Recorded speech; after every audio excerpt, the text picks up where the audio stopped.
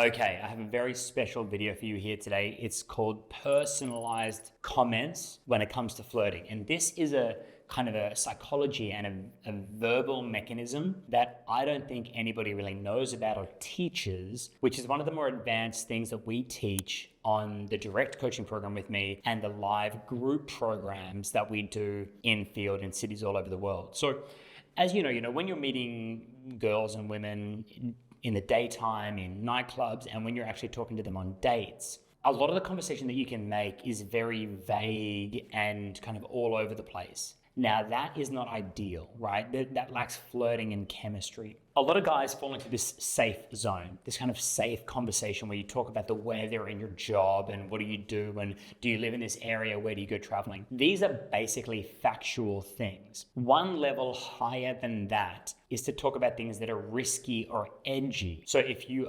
playfully self-aggrandize, if you do something playful and they don't laugh at the joke, you've taken a risk. That's a bit more emotional. If you give somebody a genuine compliment and they don't accept the compliment or they don't give you a compliment back, that's a risk as well, but that's more emotionally charged. So if you were to say to a woman, "You look very beautiful tonight. I must have taken a huge amount of effort to put this outfit together," you nailed it. That's you kind of showing that you're interested and invested, taking a risk that they may not accept that and may not invest back. It shows value and emotions. It becomes emotional if you can kind of take that verbal leap and say something nice. Another thing might be if you show vulnerability, like, "Damn, it took me a lot of nerves to work up the confidence to speak to you." That's you showing a vulnerability. That's a negative, serious emotion. Or you could be kind of playfully teasing and say, "I disapprove, my mum will hate you."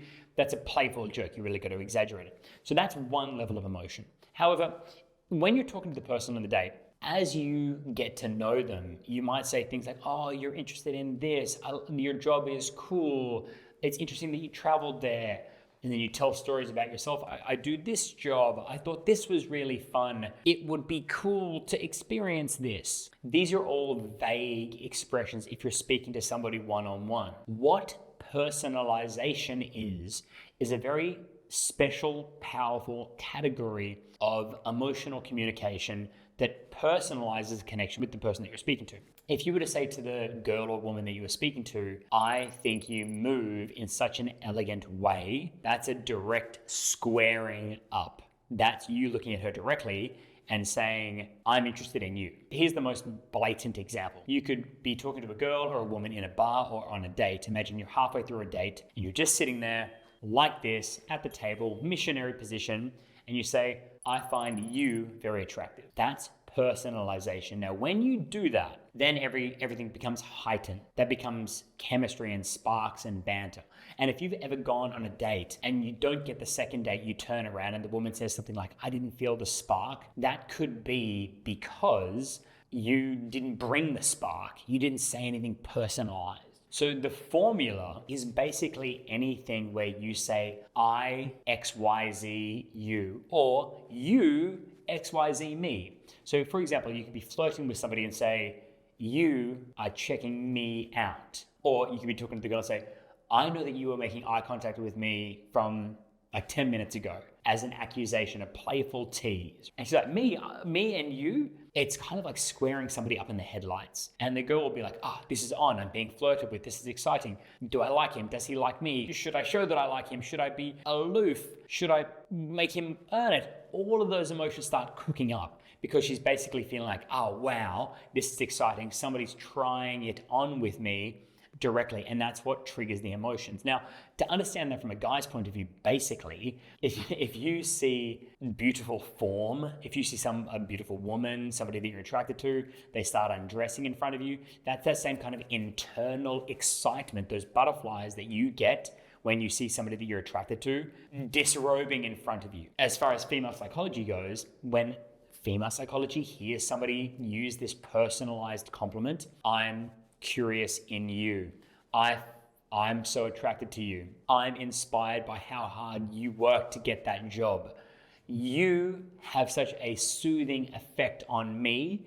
Any of these personalized connection comments, you're having them. You're having these feelings and these ideas we just fail to say them, or you fail to say them clearly and overtly to bring up the chemistry and the tension. If you bring that up, then you create chemistry and tension. Now, of course, if you do this, if you create chemistry and tension, you're very likely to get a test, right? So if you say to the girl, I find myself to be so attracted to you, she might test you and say something like, I'm sure you say that to everyone. That's a test. And then she's basically setting you up to say, no, I find you to be significant. As far as I'm concerned, that quote that Rihanna always uses, helping her to feel like the only girl in the world, helping her to feel that deep personal connection, which you are feeling, you're just putting it into words, which is highly important. Anyway, so you're going to get the test, and it's kind of like if you've ever had that rush or those butterflies or your pupils dilate, all those things, these are the kind of things that drive her wild. You read about it in the marketing content. That's what it actually is. Now, personalization can take a lot of different forms. You could simply say, I hate you. Or she could say to you, I hate you. You could say, you hate me.